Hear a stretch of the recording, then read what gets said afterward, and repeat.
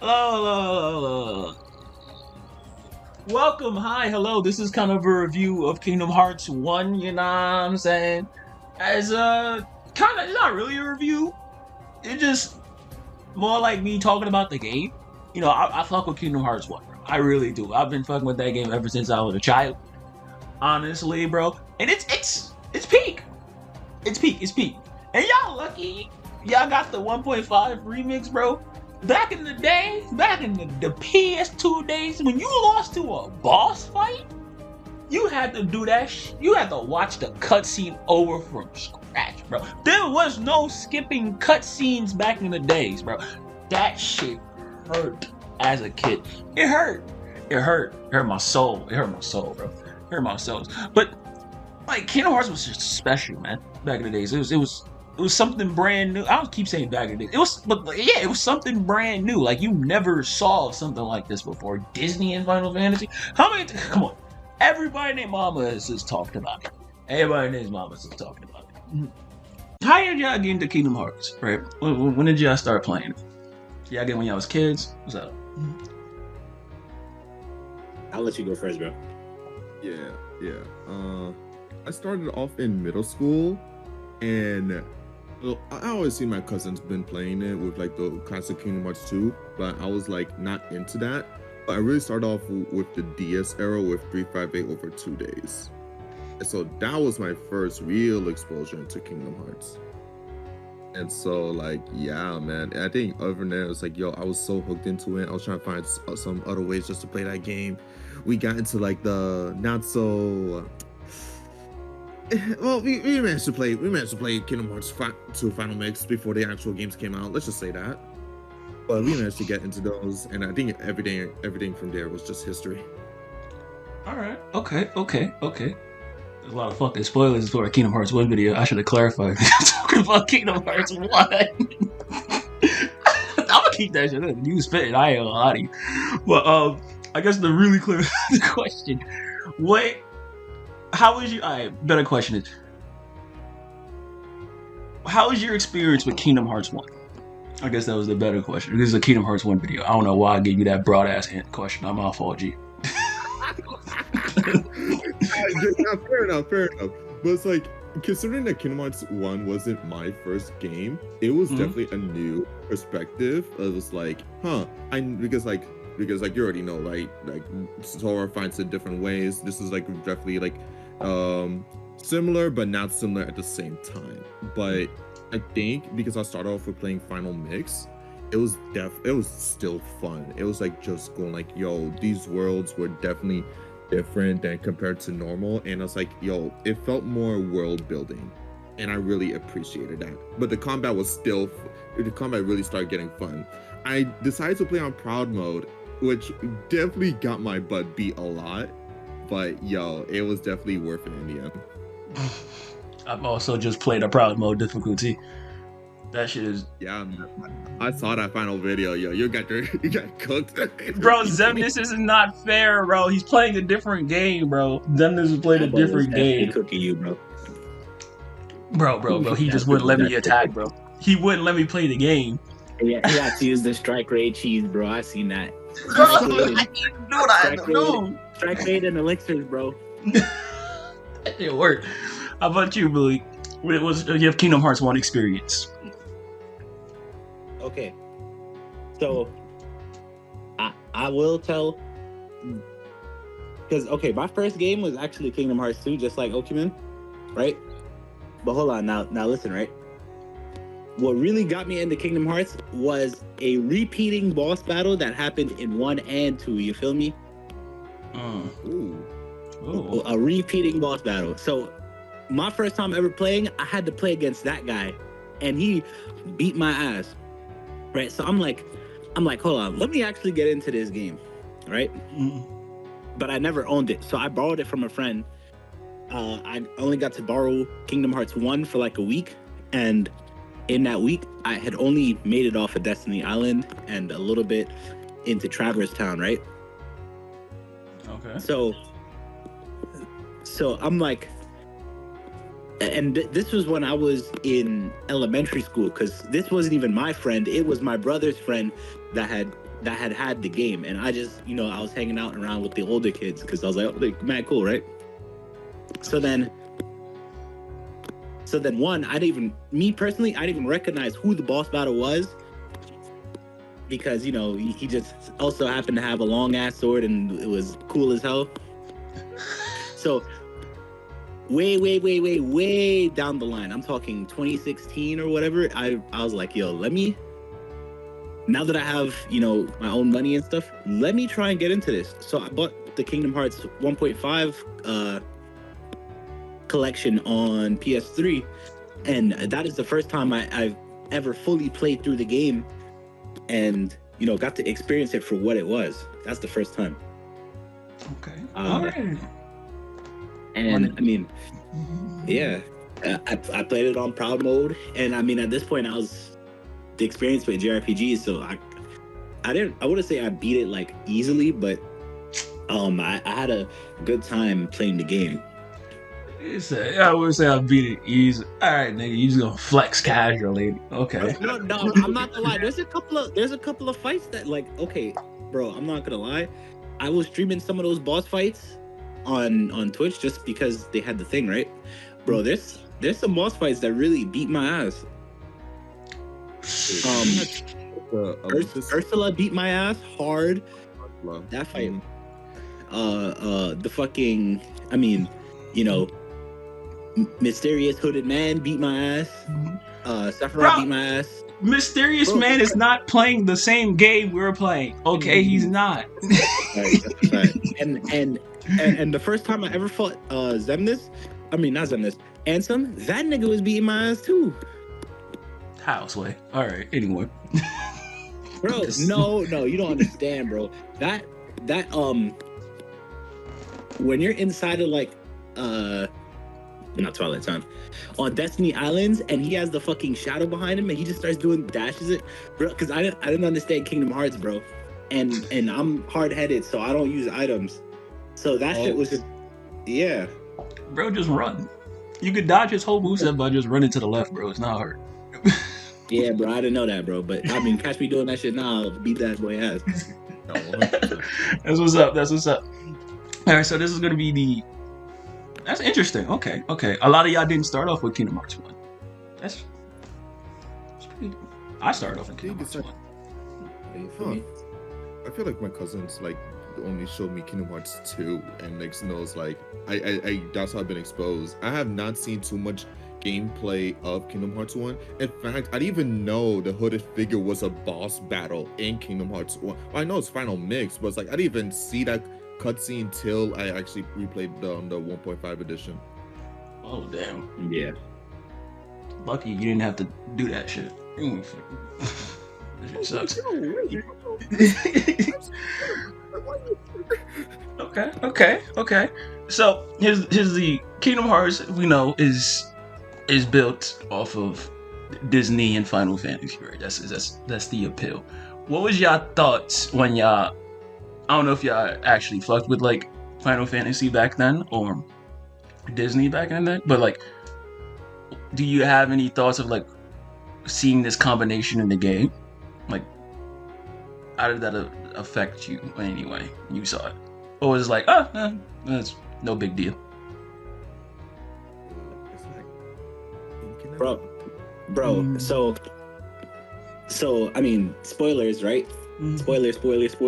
The repeating boss battle I was talking about that I fought Sephiroth. These niggas put me in the fucking gauntlet against the boy, right?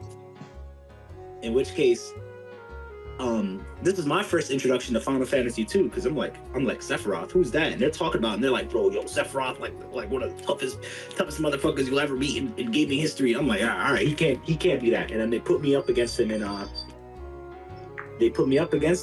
Kingdom Hearts 2. And beat my out. Right? He's grown well, they weren't grown, but I think they were in high school at that time. But they were setting me up to humble me, bro. So that was my first experience with Kingdom Hearts and Final Fantasy, and I did go back and partially play through Final Fantasy 7, and I also played through 10 and 13, but that's as far as it ever went, to be honest with you. And I played 15, but that's That's after the fact.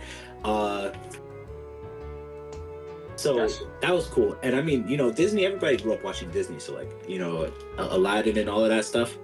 So I was very comfortable with it. And it was kind of unique watching like the Final Fantasy characters and these Disney characters, align or interact with each other when I actually played the game. And like, it wasn't just a kid trying to skip through all the cutscenes.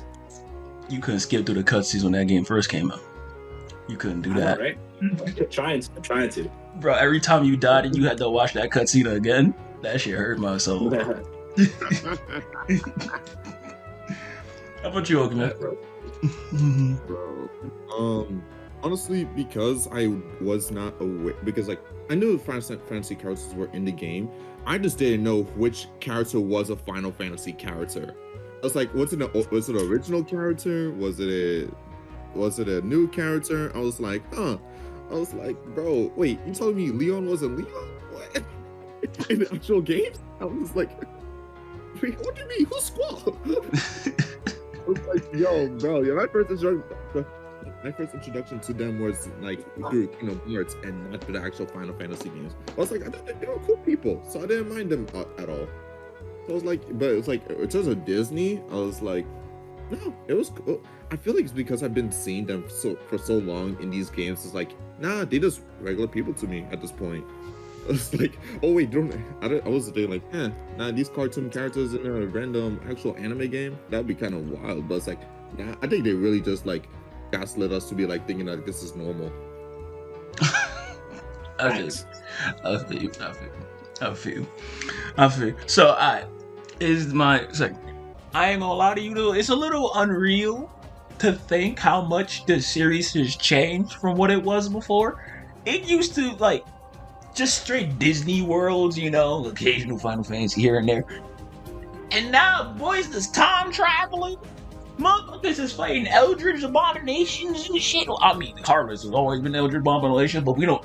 The nobodies? Oh my god. And we fucking. The literal embodiment of reality in a weapon. The Keyblade. I call it the X-Blade. I know it's called the Keyblade, but I call it the X-Blade because the X-Blade just sounds cooler to me. I'm not going to lie to you. It sounds way cooler than the Keyblade. Bro, shut up.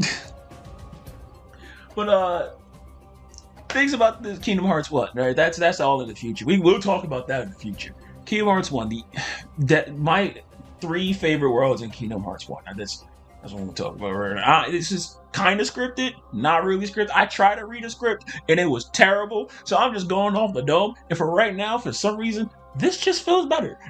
So get used to this. But my 3 favorite worlds in Kingdom Hearts 1. I was going to do 5, but I didn't want this video to be super long. It's probably going to be long anyway. But yeah, first favorite world is Destiney Island, and Destiney Island is when we get introduced. You get introduced to your main cast. You get Kairi, you get that nigga, and you get the subtle foreshadowing of our main antagonist. You get Ansem, Big Ansem. You don't know it's Ansem, but it's Big Ansem, right? That guy literally changes the entire, bro, it's weird. Ansem is so weird of a character. I love him though. Ansem is so weird of a character. But what I love about Destiney Island that's not really spoke about is how small it is. It's literally like 3 areas. You got the front, then you got the back, and you got the little cave with the spooky door.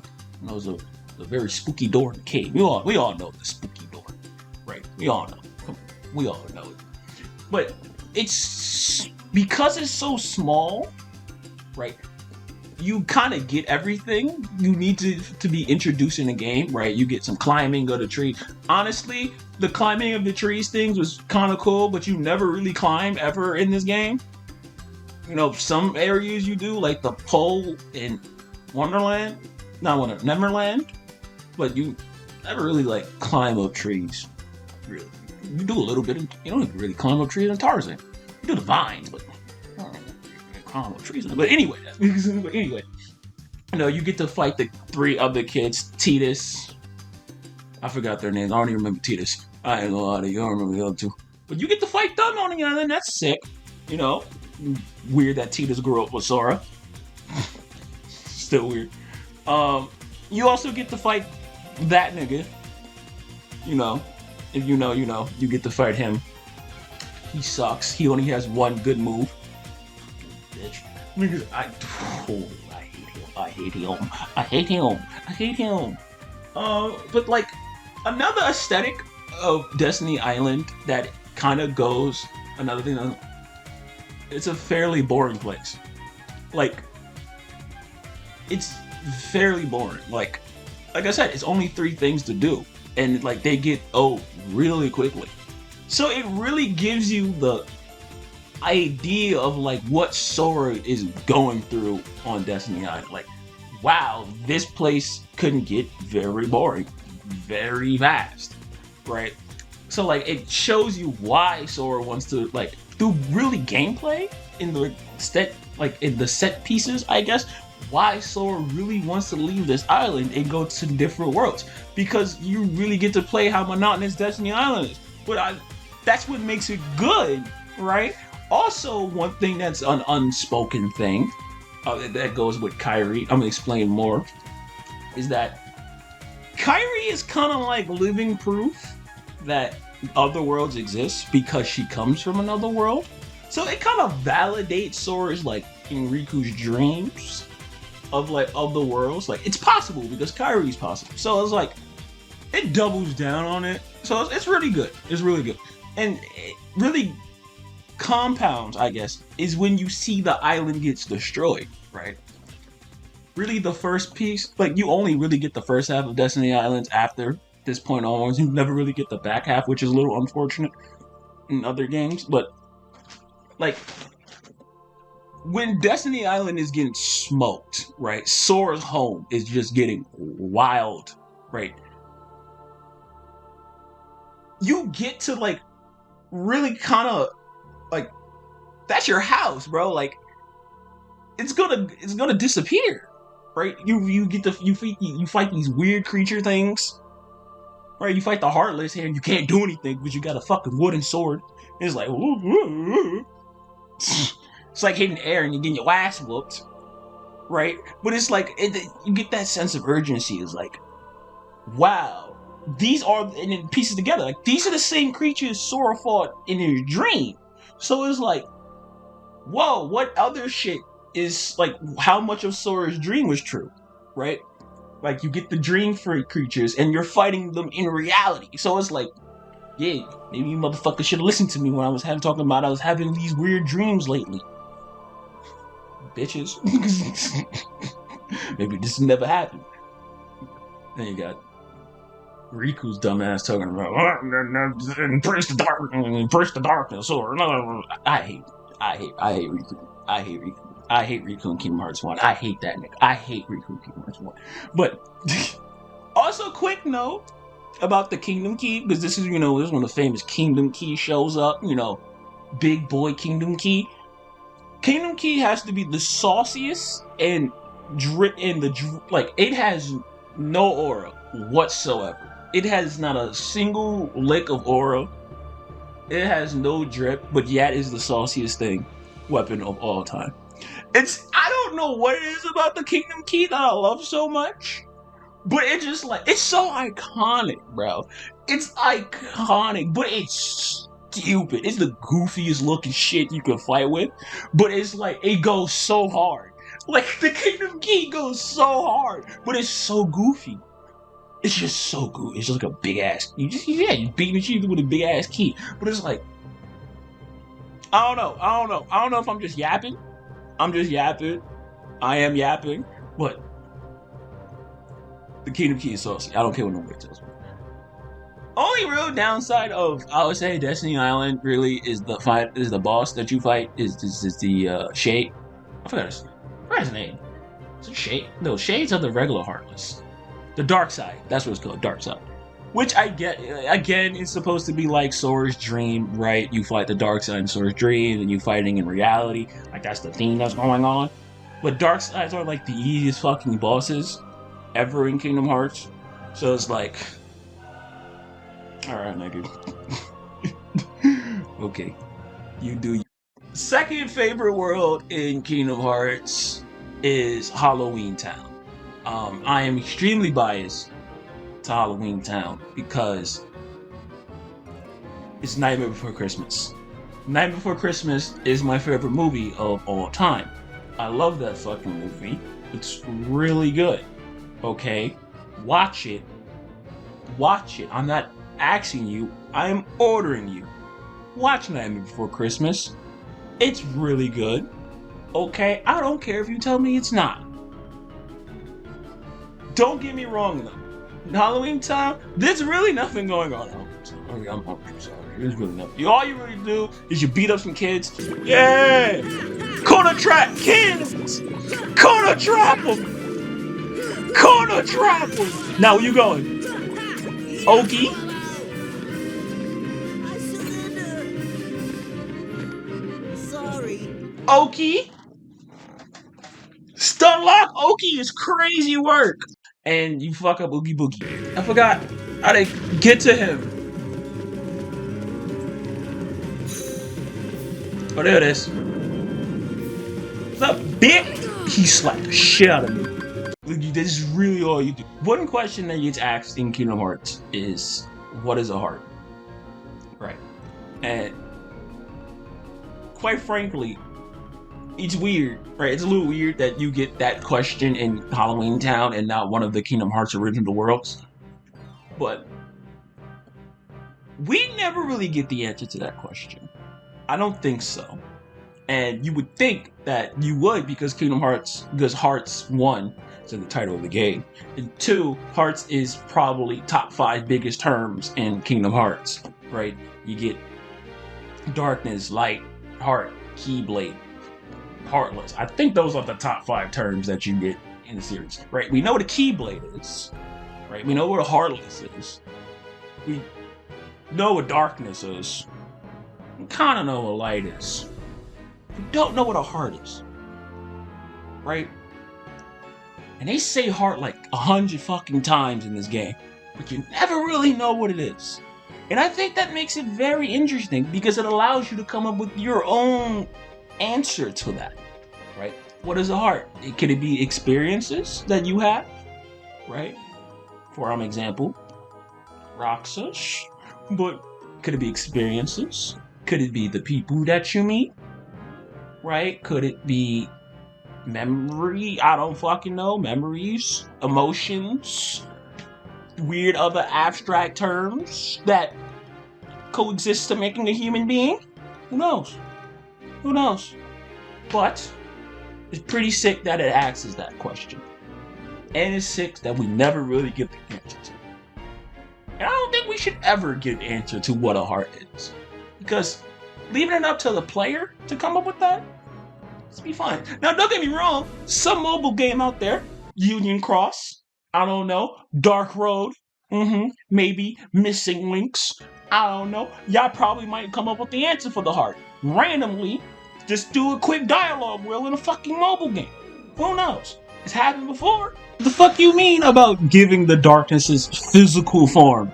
But, bro, what? Alright, Union Cross. Alright, G. But, yeah. I like Halloween Town. I really do. One of my favorite worlds. All time. Love it. Now, the third and probably the best world in Kingdom Hearts 1. Don't at me. I don't care. Hollow Bastion, boys. Hollow Bastion, boys. Come on. This world has everything. It has puzzles. Okay. It can use magic to freeze some bubbles. You could do that. Pretty cool. It has climactic affairs where you fight Riku and Maleficent. You save Kairi. Everything kind of boils over here, right? You get the conclusion of who that roadie guy was. It's Ansem. I already said that earlier. But Ansem finally really arrives for his first appearance. You know? You get to see the combination of Riku's mistakes and what it ended up to him too. Yeah, you stupid fuck. And he said, yeah, you stupid fuck. We'll talk about Riku. The only kind of issue with Hollow Bastion is that, again, Hollow Bastion is one big puzzle, right? It's just puzzles on puzzles on puzzles, right? There's a library that's a puzzle. It only gives you like 2 chests. I think it's more chests. They give you like 2 chests. Big ass puzzle. It's sick. Sick. It's all sick. It's all sick. Another gripe but I ain't gonna lie, another gripe that I have with Hollow Bastion, you know what I'm saying? Another gripe that I have with Hollow Bastion, okay, is the lore of Hollow Bastion. Hollow Bastion is one of the most important worlds in the entirety of Kingdom Hearts, right? And that's fine, right? It's the home of Kairi, right? We get a little introduced it through Kairi's heart. Boom, sick. Home of Kairi. Home of the Final Fantasy game. So it's like, oh, okay. What's the problem, E? That sounds pretty sick. What's the problem? You get the biggest lore reveal. Not even in Hollow Bastion, but it's in Hollow Bastion. You can't go there, though. The biggest lore reveal is in the end of the world, right? In World Termina, right? When you're going through the little segments, there's one for Hollow Bastion, right? And there's this little small little room. You've never been in that room, mind you. You've never been in there. You can't go in there in Hollow Bastion, the actual room. You can't go there, ever. But when you go to Hollow Termina, you see this little machine here. See this little machine, little chest on the side. That machine is one of the most important shit in Kingdom Hearts history. On God! And it's just randomly there. It's just randomly there.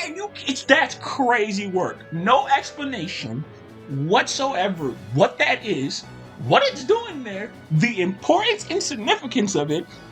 But that shit is probably top 5 most important things in the Kingdom Hearts franchise, just randomly in a World Termina of all places.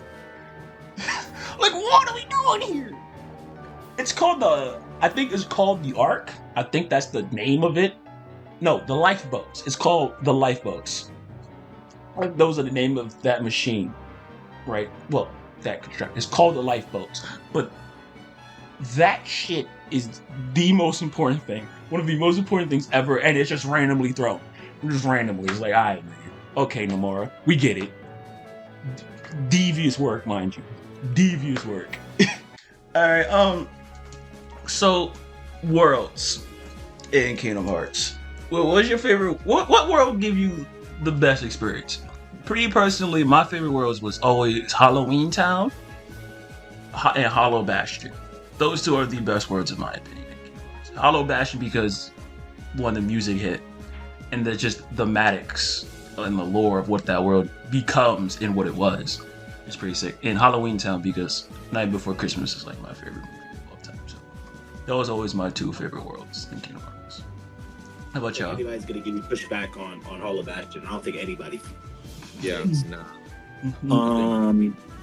Other than Hollow Bastion, I mean, I'm a fan of. I was a fan of Wonderland. I liked Wonderland. Wonderland was pretty good. Fuck Atlantis. I mean, Agrabah was cool. Just had a really silly boss. That was like a little too easy. I didn't really care for Halloween Town. Ow. Damn. Ow. So like, you didn't have any favorite Disney worlds? You just love Hollow Bastion? Deep Jungle. That was my personal favorite. Word? Mostly because Tarzan? You fuck with Tarzan? You like Tarzan the most? Dude, those slidings, dude, I was addicted to those. I was like, yo, let me go again. I mean, it's not bad. I ain't gonna lie, it's not bad. Because you get lost in there, but once you figure out your way, I think it's kind of cool. Yeah, every world was fair. Okay. Little short segment I get. Damn. I thought that would be I thought damn, that nigga was cold. That nigga was cold. Damn. We can really hate on Atlantica. But nobody's putting Atlantis, bro. Nobody's ever putting Atlantis. Look. I get it. If Atlantis is your favorite world, bro, you're bugging. It's like a magic world, though. Like, you supposed to use magic for that world, bro. So, like, you know, it's cold. What? Nah, that shit. I ain't gonna lie. That swimming was not fun. That swimming was not fun. Now let's talk about the characters. Let's talk about my boys Donald, Goofy. You know what I'm saying? Donald and Goofy. I love them. I love Donald and Goofy. It's gonna be a little short on Donald and Goofy because Donald and Goofy is just your bros, right? Goofy is like your stupid older brother who has like wisdom in his stupidity a little bit. Sometimes he goofy, but he has like wisdom behind the goofiness, and it's like, oh, if you really listen to Goofy, you won't get some shit. Donald is also like your annoying older brother. I think of Donald and Goofy as Sora's older brothers in Kingdom Hearts. Like, one, they have more experience. Two, they've been around the block. Sora's just kind of traveling a little bit. Plus, Sora just gives little brother vibes. Like, come on, he just gives little brother vibes. But yeah, I see them as like Sora's older brothers, right? Donald is like your annoying older brother. He's like, come on. Like, he's the one that you have the rivalry with as a little sibling. It's like, I just need to be better than you. And he's like, I can't allow you to be better than me, but I know you're going to be better than me. That's like the relationship Donald and Sora have, and I love it. Sora, and what makes it cool is that Donald also teaches you your first ever magic. He teaches you fire, right? Your first ever magic. Now, don't get me wrong, I never really used fire in Kingdom Hearts 1. I've kind of used it more than Kingdom Hearts 2, even though Kingdom Hearts 2 fire arguably is worse. I don't know why. I like the little circle thing. I do. I like the little circle thing. I did. I'm like, hot take. I like the fire circle. Okay, don't get me wrong though. Kingdom Hearts 3's fire is way better. It's better than both of them. That's a big ass blast. But what I was gonna say is, I like the fact that Donald is the one who sets you off on your journey of magic, right? He allows you to swim in Atlantis, right? That's all Donald. Like, Donald has so much magic that you really don't know about until like later down the line. Don't get me wrong, it's a little weird that he only uses the magic that Sora unlocks, but I think that's more of a gameplay mechanic thing. Which, it would be really cool though if you could see Donald use gravity randomly, and you're like, whoa, what is that? And then you will finally unlock it, and it's like, oh, he's been used. I think that would have been a really kind of a missed opportunity. That they should allow Donald to use more magic, but I think that might have fucked the early game up, because if you got Arrow in the early games, you might cook. You might cook a little too well. If you got Cure in the early games, you might cook. You might cook. Now, Donald don't really kill people in Kingdom Hearts. He did for me, though, in my game. He was healing me up. He was applying me arrows. He was doing a lot of shit. So, you might cook. You might cook a little too well, though. But, enough about Donald. Goofy. Love Goofy. Goofy is... I don't really got much words for Goofy. It is weird that Goofy gives you the ability to dodge roll. Yes, Goofy gives you the power to roll, which is a little funny. But... I love the two of them. I really do. I love Donald and Goofy. I love the two. Second, now we gotta talk about the homegirl. We gotta talk about the homegirl, Kairi. Big Kairi. We don't get no Kairi slander in this house. Okay, I don't want to hear no levels of Kairi slander in my comment section ever. I don't want no messages. I don't want no TikTok. I don't want nothing. No Kairi slander is allowed around here. Ever. Whatsoever, bro. And I don't know why I like Kairi so much, because she really doesn't do much. She really... Maybe it's because I know what she becomes, and I really love Kairi in Kingdom Hearts 3. I fucking love Kairi in Kingdom Hearts 3. But... probably because Kairi is just so loyal to the Sora cause. Maybe that's what it is. Kairi got your back in Kingdom Hearts no matter what. Like, she believed in Sora when no one will believe in Sora. Like, it's just like, alright, damn, girl. Like, now, she's kind of a little bit of, like, a guy. Not really a guy. She's kind of spooky in one. If you really think about how kind of spooky she is. Because she, like, manifests herself in, like, weird ways in front of Sora. Like, she manifests herself in front of Yuffie. And it's like, okay, they do kind of look alike a little bit. I can kind of get it. But then you have the, like, Tarzan one, which was like, why'd you do that? It's like why'd you do that?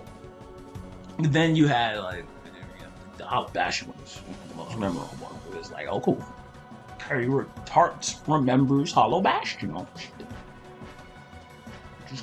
which is cool. But like, you remember when Sora was falling, bro? Sora sacrifice. Top 5 best moments in Kingdom Hearts series whatsoever. No one can tell me otherwise. Bro.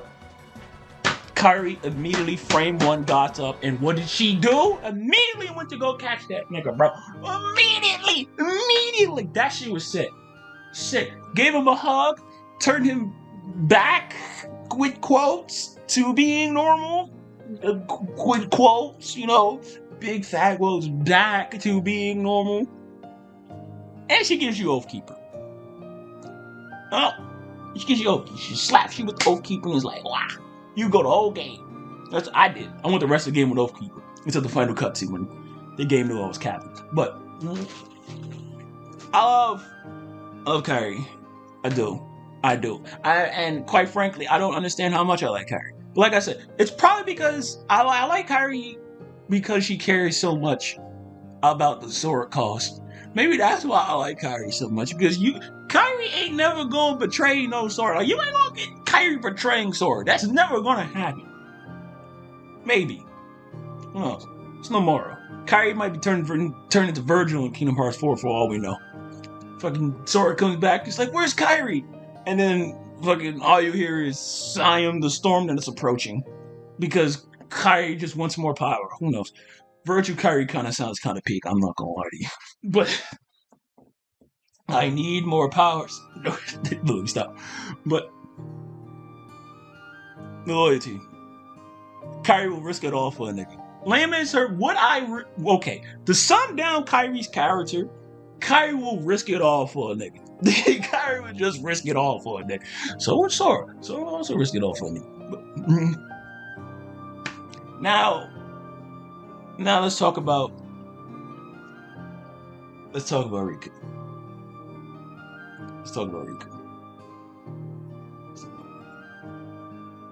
Also, one quick shout out to Kairi again. Like I said before, Kairi is living proof that Riku and Sora's dream is real. She is living proof. Okay, she's living proof that their dream is a real ass dream. Okay, living proof. Just wanted to say that. Them niggas have been thinking about childish fantasies. Kairi didn't show up. That's all I'm saying. They really wouldn't have been the Kingdom Hearts adventure if it wasn't for Kairi. And it's also if it wasn't for technically Ansem too. Ansem was really behind a lot of shit if you think about it. But yeah, enough about Kairi. Love you to death, baby girl. Keep doing your thing. Riku. Alright, Riku. I'm gonna be 100% honest with you, my boy. You were not cooking in the first game. I hate Riku in Kingdom Hearts 1. I hate this nigga, bro. I hate him. Okay? I hate you. Alright? I get it, though. Right? I understand why he's like this. Right? Maleficent and Ansem are technically manipulating him, right? Fucking with his emotions, right? Trying to lead him down a path that he really don't want to go. I get it. I understand. I also get that he's a little bit jealous of how Sora is kind of growing, like drifting from him. I get it, right? Sora's making friends with other people. His attention is going to Kairi instead of him. I understand, Riku. I get it. But nigga, lock in. Nigga, lock the fuck in. Alright? Sora's gonna make other friends, bro. There ain't no reason for you to be jealous like fucking Donald and Goofy. All right. Plus, what pissed me off about that scene was Sora Frame 1 was like, why can't he come with us? And then Donald was like, he just can't. Sora's like, why not? Sora's like, why not? He cool, bro. He could fight. You saw the sword. He got a sword now. He could come with us on an adventure to go save Kairi. Sora Frame 1 was like, we bringing Riku along. And then Riku wanted to pull a Batman and disappear. We know the cutscene. Come on now. We know it. Bro, like, Riku, come on, bro. Sora was never about abandoning Riku, bro. Never. Not even once. But for some reason, Riku would be like, this nigga will out here be the Keyblade Master. Boy, shut your ass up. Shut up. You want to be difficult. You just want to be weird, bro. You want to be weird. We're gonna found Kairi together. But no, you want to be weird, bro. This puppet. Why are you acting like this? He's no puppet. Pinocchio is my little boy. That's his son, dog. He is unusual. Not many puppets have hearts. I'm not sure, but maybe he can help someone who's lost theirs. Wait a minute. Are you talking about Kairi? Yeah. What do you care about her? But fuck you too, dog. Yo, bro, Geppetto, I'm so sorry, bro. I don't know why he acting like this, bro. I don't know why he. Riku, bro, what's up? Like, I thought we was friends, bro. What happened, bro? You know, sassy and spicy with me, like, bro. I will fuck you up. Like, you want to shit on a nigga? Sorry, your part's over now. Here, go play hero with this.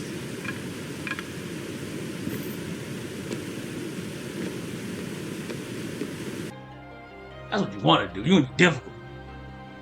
But yes, ooh, Riku. Sora's a better man than me. That's all I'm gonna say.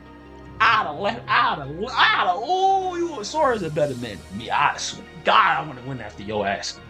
I'd have stayed with Destiny. I'd have took the Keyblade with me, nigga. Stayed with Kairi Destiny. Nah, let him do that shit. Let him do that. Sora, aren't you gonna get Riku? No. That shit to himself. Got himself possessed like a fucking idiot. None of this would have happened if Riku just talked to Sora. I'm not gonna lie to you. None of that would have happened if Riku was like, alright, hold on. Sora, bro, let's have a little chat. Me and you. Just boys. Just boys. Okay.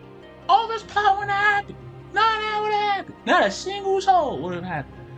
It's a little crazy though that Riku definitely meets Maleficent again. That's a little unfortunate. I would like to see Riku and Maleficent having more interactions again. I don't think they ever met again. That'd be really cool there. You know, Maleficent was like, "You're like a son to me, Riku," and I was like, and she was, you know, that shit was kind of cool. Even though Riku was like, "You ain't my fucking mom, dog." Riku, who is your mom? Who's your dad? Huh? When your mom and dad saw you acting like this, they slapped the shit out you, boy. What's wrong with you? I hate that nigga. I hate Riku in Kingdom Hearts 1. Alright, I don't care. That's gonna be most of my this is gonna be most of my dislikes. People who like Riku in Kingdom Hearts 1. Right? I like Riku and Recom Up. Okay, that's my go. Okay, Recom and Up is my go. Riku in Kingdom Hearts 1 can go slap that. I don't care what anybody tells me. Goofy ass nigga.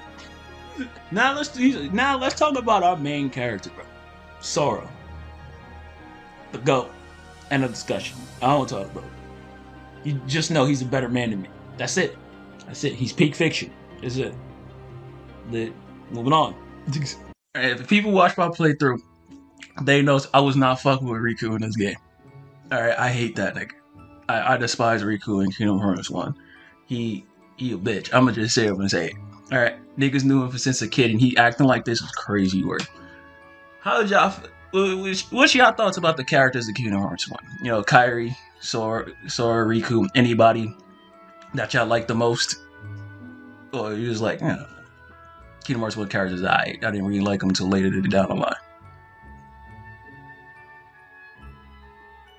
They were mostly.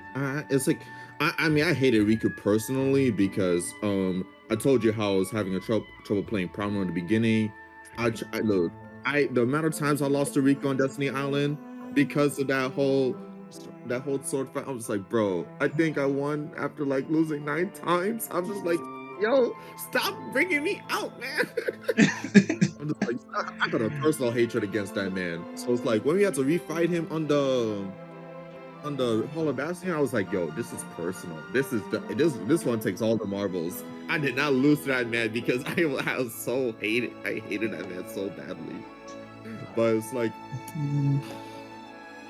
I think in terms of the other characters, I don't think I exactly had a favorite other than that. I think like people were cool, but it's like I didn't really had like too much of a favorite. Kairi was just Kairi at this point. I'm just like, bye. I'm just like, okay, sure. That's fucked up, bro. How about you, Bleak? Bro, you feel me? I feel like I'm the opposite of y'all, bro. I used to fuck with Riku so heavy, bro. I was like, yo, he gotta be the hardest motherfucker in all the Kingdom Hearts, bro. That was my actual mindset. Cause I mean, to be honest with you, I didn't really understand why the fuck he was doing what he was doing to Sora. But I respected the fact that he went out and he did what he had to do on his own terms. Like, I said, damn, you know. He said, all right, you want to go make new friends and do whatever without me, bro? Like, even though we had this pact that we was going to do whatever together, I bet. And then he went and he found her not by himself, but you know what I mean, right? Bro.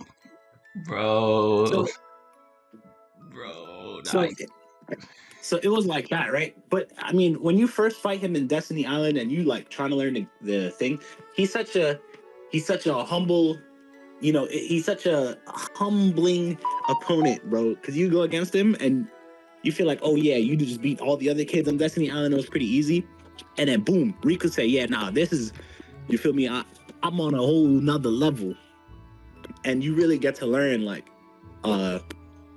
I mean, if you're really smart about it, you could learn about tech points and countering and, you know, watching people animations and stuff like that. That is a great tutorial boss fight.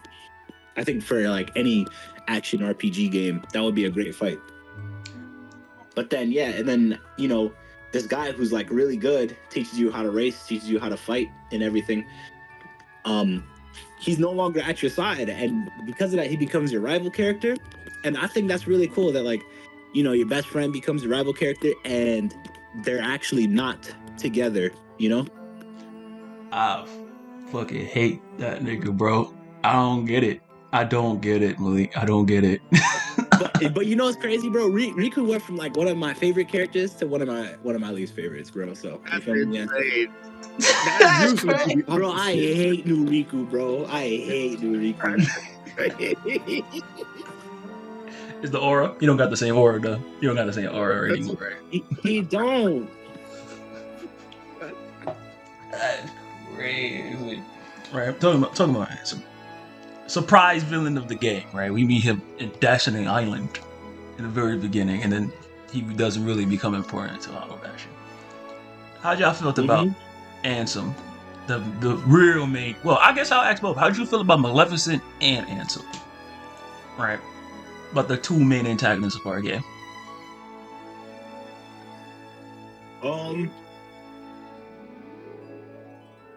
Yo, they're both really good villains. Honestly, Maleficent is such a good, like a good face villain. Like she's the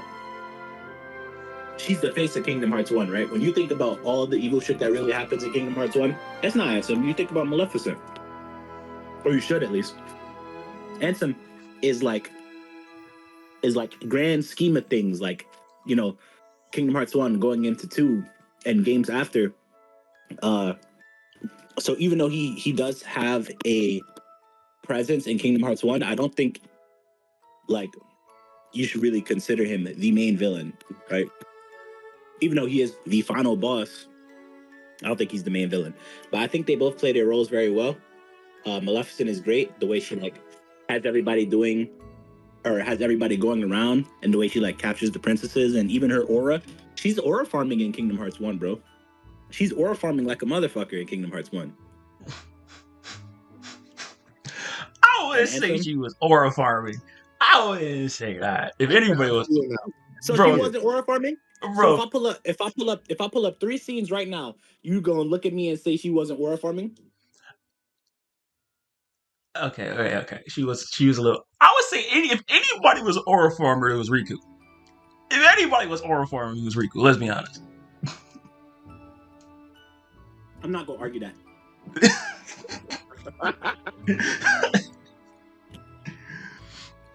Bro, it's the two of them together, bro. Aura farming. And that's why they were so good together. That is true. The dynamic between Riku and Maleficent was pretty. I'm mad we never got Riku and Maleficent interacting again after Kingdom Hearts 1. I live in a better. That's very true. Yo, I never even thought about that, but that's very true. That's very true. It's like, I think Riku like, nah, man, I gotta be better than that. I gotta cut off the people in my life, man. Hey, he just cut off Maleficent. Fuck. For real, bro. I hate that. I'm surprised. I never thought about that. That's insane. Well, I think that's because Maleficent, like, dies in Kingdom Hearts 1. You fucking straight kill her. She don't come back in, like, 2. She don't come back to life in 2. She's just fucking dead. Sora catches a legit body in that game. Well deserved. Well deserved. Well deserved. How about you, man? How'd you feel about Maleficent and Ansem? Nah, just like what Perry said, they both stood on business. I'm just like, because like I feel like compared to like the other villains in the other Disney villains, it's like you never get like a light tone with Maleficent. Every time you see Maleficent, you know she means the stuff that she was planning to do. She said, "Yo, I have a plan. We're gonna execute this plan. Look what happened. We got all the princess captures. Even the ones that we thought that were gonna be fine, they were not fine in the end."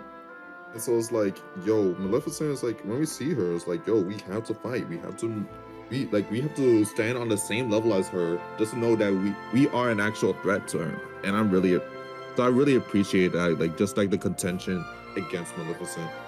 Now with Ansem, it definitely feels like a good Final Fantasy twist into it. So it's like, I really feel like when looking back, it's like, yeah, nah. Like Ansem really felt like you know how you've been fighting in this, like you think that this boss, right, Maleficent was like gonna be the whole final boss.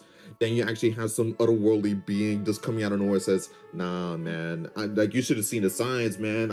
I'm the actual final boss." And that's what Ansem feels like to me. It's like, but he actually played it. Like I think like he definitely did better in terms of like being like this Final Fantasy boss, like in terms of aspects.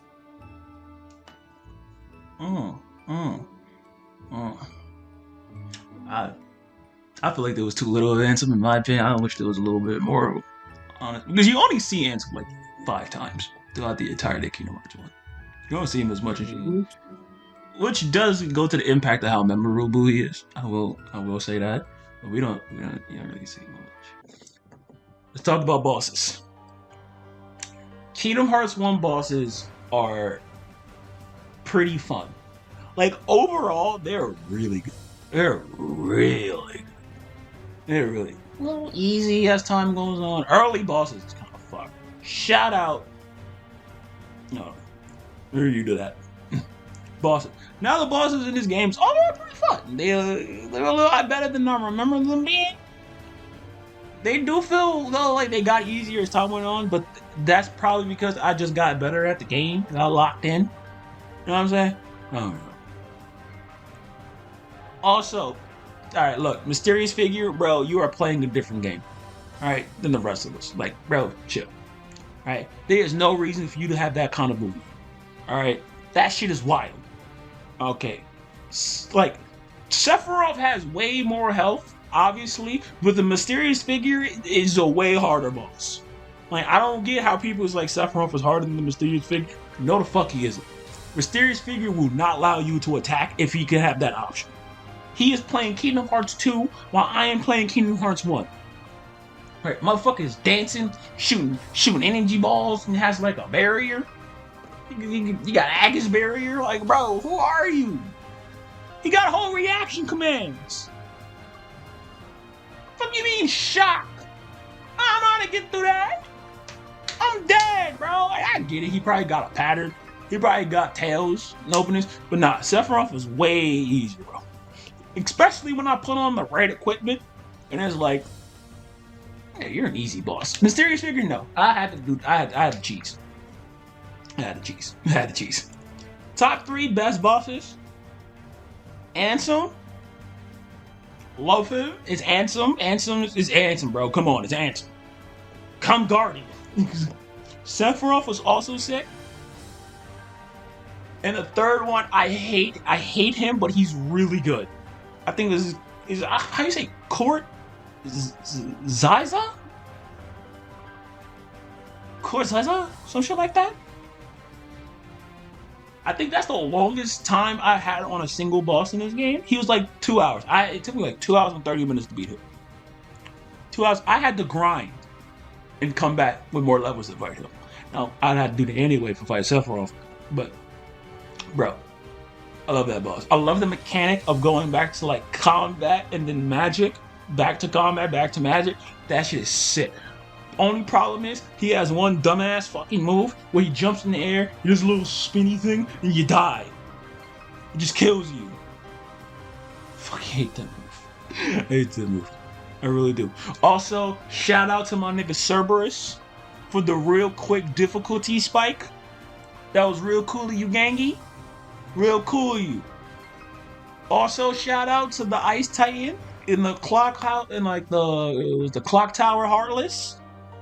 For being actually pure ass. Good shit. That boss sucks. Both of you are actual trash. Like, bottom of the barrel. Like, never come back. Ever again. Alright, we talked about characters. And not really like worlds. Alright, so you told me that your boss battle that got you the most was Sephiroth, right? And some really got you, Mysterious Figure. Any other, and Ursula, right? Any bosses you found in that game was like real easy? Like, this was like easy? Yeah. Easy. That Agrabah boss is stupid easy. Fucking Jafar? Yeah. That one's ridiculous. That Jafar. was really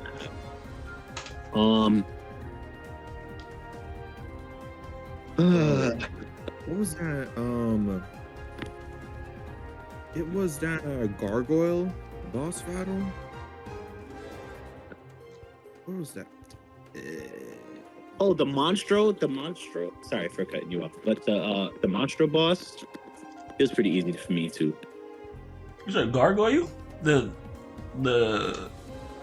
guy at the end of the world? He comes out like a volcano?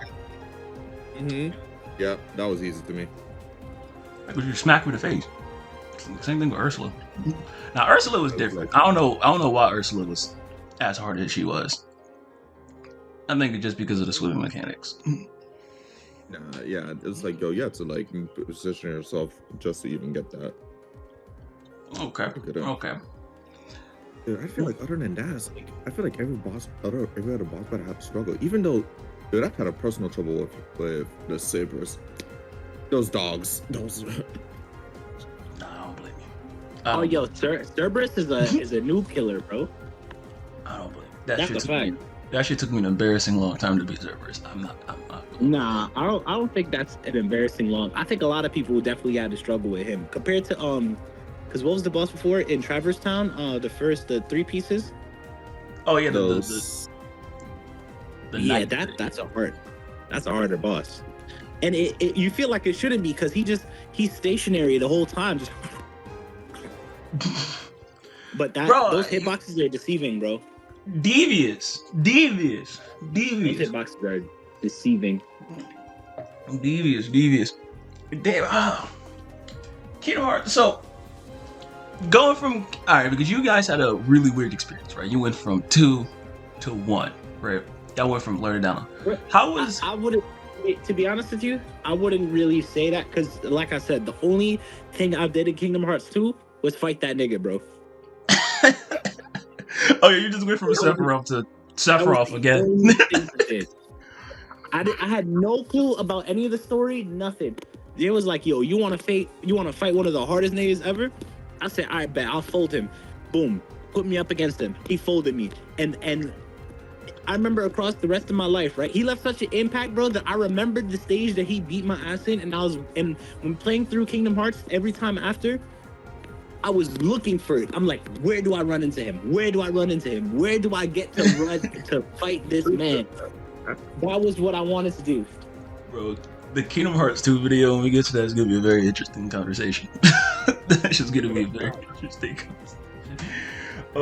So, Okiman, you said you went from days, right? You started from the Roxas game. Yeah, to 2, then to 1. How did it feel, the transition going from 2? Because 2 is a much faster game, right? It's kind of button mashy a little bit. Going from 2 to 1, how was that transition? Dude, it was definitely a different experience because, like, I didn't even know what tech points were. So, like, yo, what do you mean? What's a tech? I was like, oh, we have to parry stuff at this point. I wasn't too used to parry. I was used to using, like, just a block button and using, like, you know, with Kingdom Hearts 2, we have a reflect.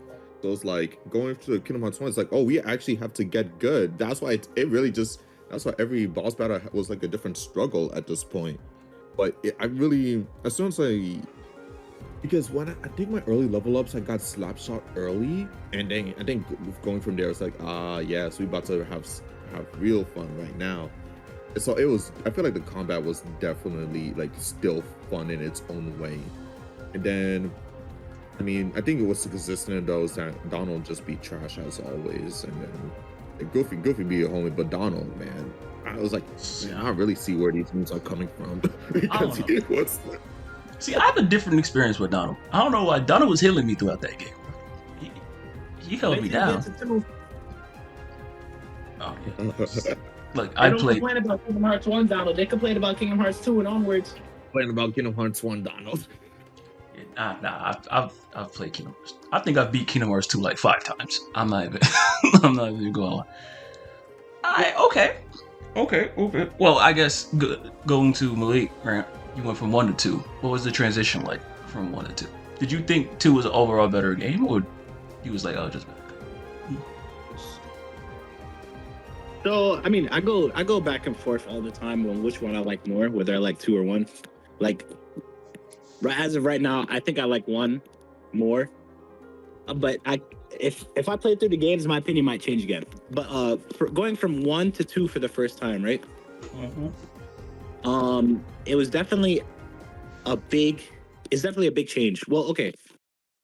I kind of played it in story order. I did 1, and then I did Rechain of Memories, and then I did 2.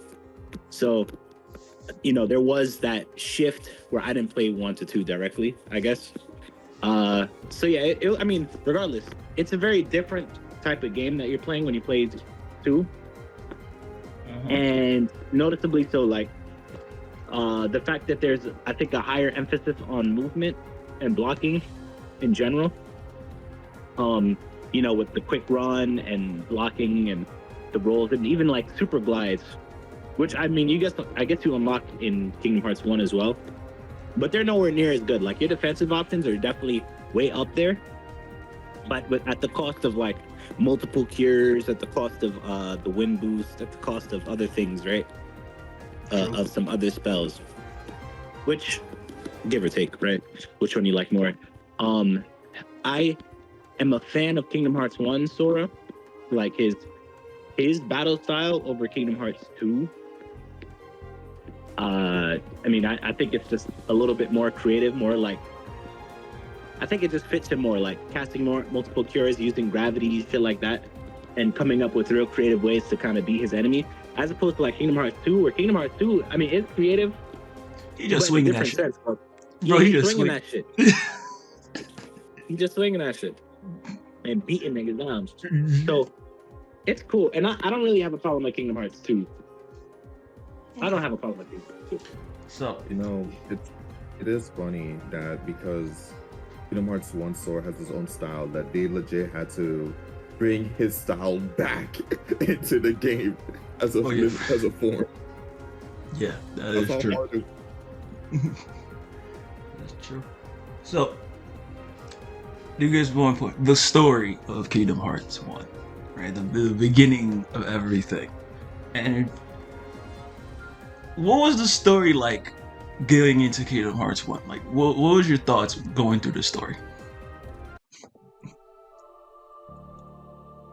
Now to wrap up the video, know what I'm saying? Kingdom Hearts 1. What does it mean? Right? What does it mean to me? It's my childhood. I grew up with Kingdom Hearts 1, like I said before.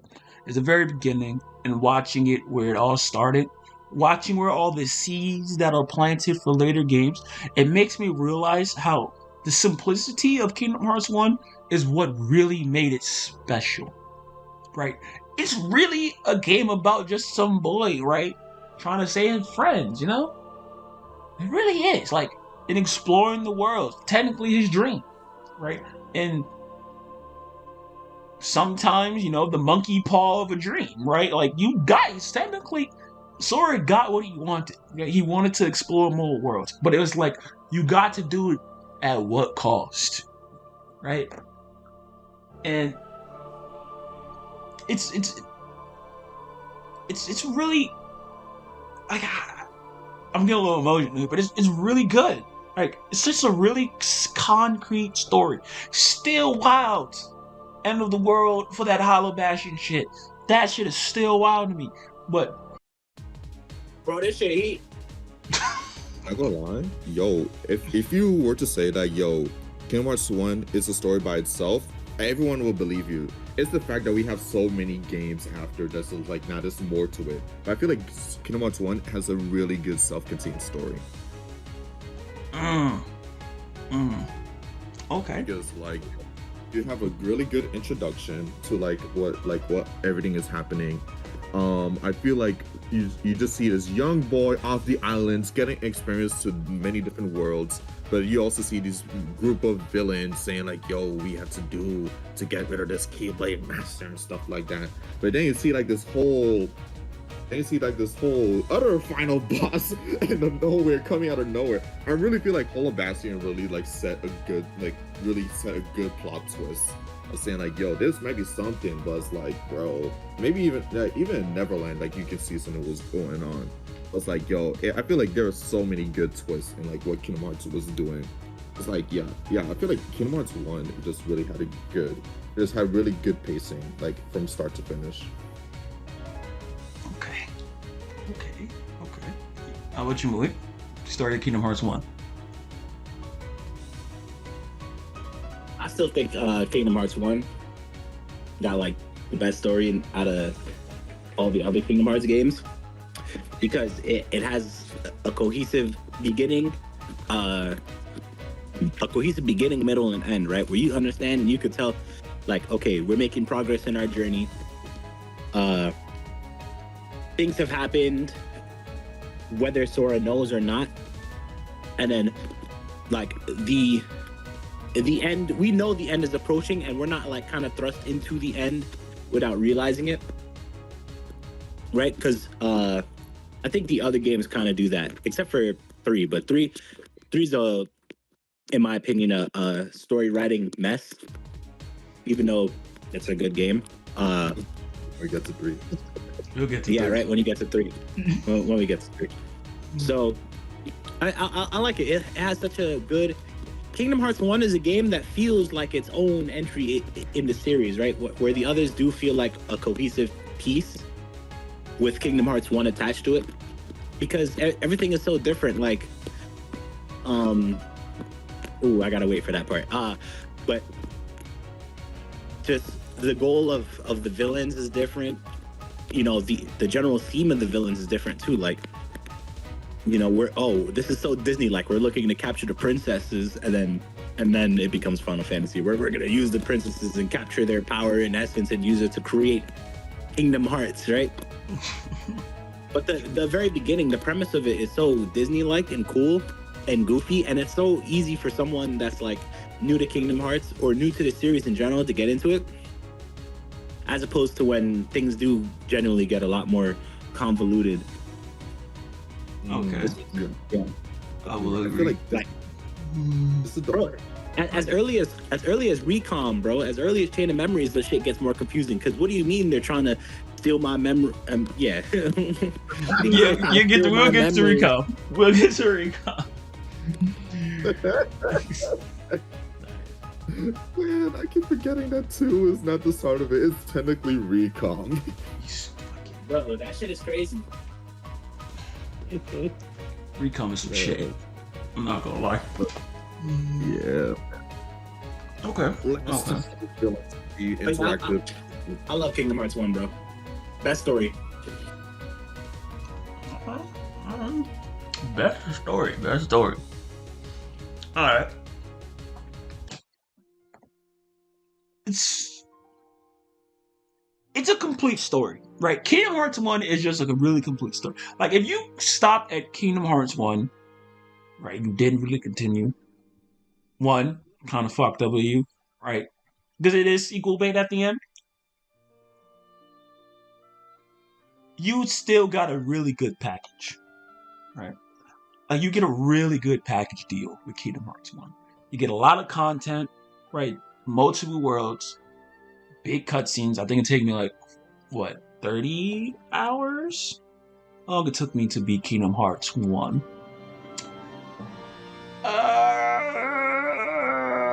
Steve, where are you? Steve. Bro, K, where's the K? Am I stupid? I might be stupid. I'm not cutting any of this out. But 40 hours. Wow, it took me 40 hours to beat Kingdom Hearts 1. Holy shit. But I did all like the secret bosses and stuff. So that also accounted for something. Right? The grinding also kicked in. I got 40 hours. A 40-hour package. It's pretty good. It's pretty good.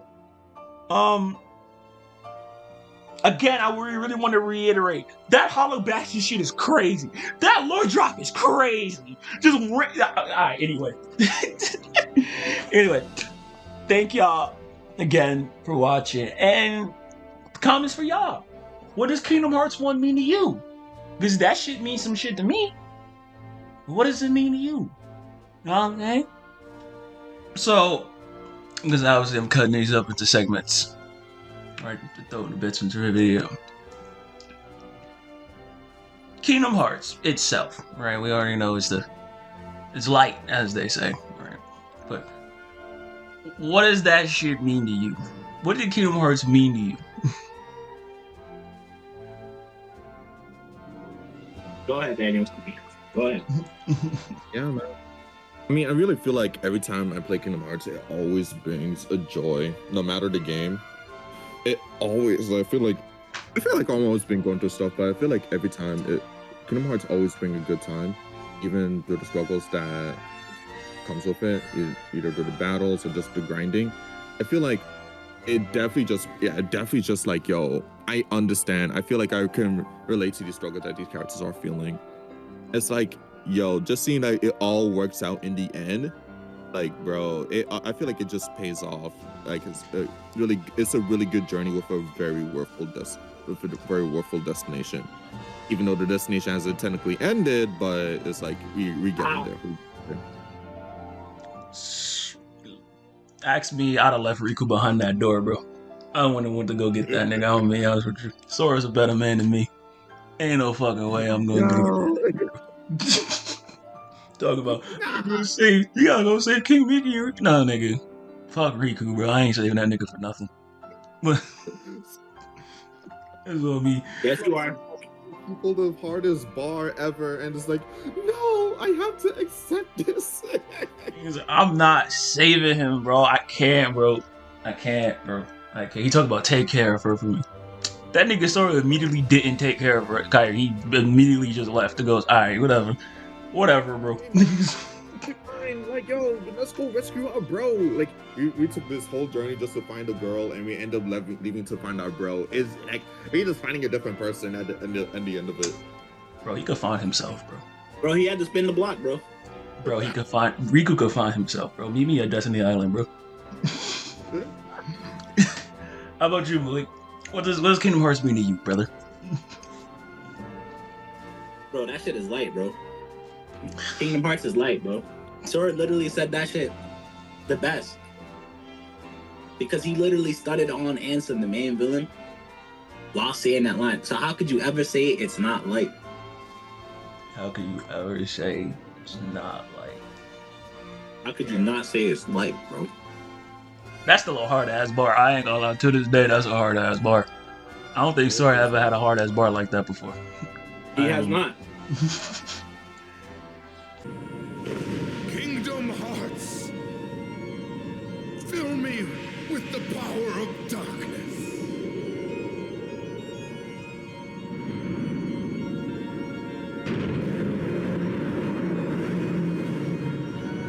Supreme darkness. You're wrong. I know now, without a doubt. Kingdom Hearts is light.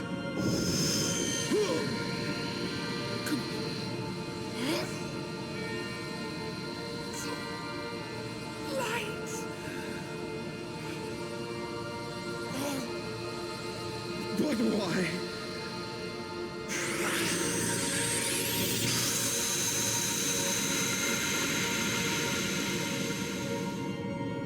Hey, what's up? It's your boy Pago.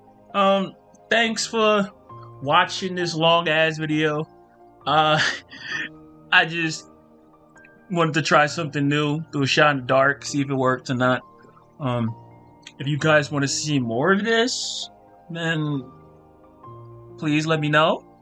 I'll do what I can.